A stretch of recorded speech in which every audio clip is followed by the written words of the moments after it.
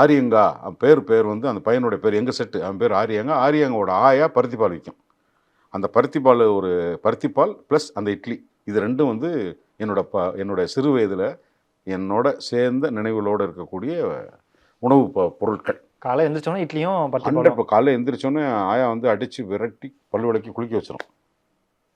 7 மணிக்கு முன்னாடி குளிக்கணும். போய் சாமி கும்பிட்டு ஊதி பூசிக்கிறான். இல்லைன்னா கூப்பிட்டு வச்சு பேசி விட்டுறான்.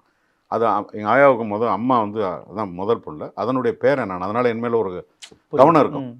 ஸோ காலையில் வந்து அவங்க ஒன்று இவங்க வீட்டில் இட்லி போடுவாங்க. இல்லைன்னா அமராவதி ஆயா வீட்டில் போய் வாங்கிட்டு வாடான்னு ஒரு பாத்திரம் கொடுக்கும். பருத்திப்பால் வீடு வந்துடும். 5 பைசா சுருக்கு போய் வச்சுருக்கேன். அந்த 5 பைசாவுக்கு ஒரு கப்பு இப்படி ஊற்றுவாங்க.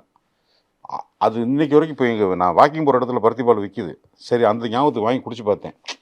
ஆரியங்கா அப்பத்தா கொடுத்த ருசி இல்லை. அது காரணம் பருத்தி விதையா இல்லை அந்த வெள்ளமா இல்லை இந்த ஊர் தண்ணியா தெரியல. அந்த ருசி இல்லை.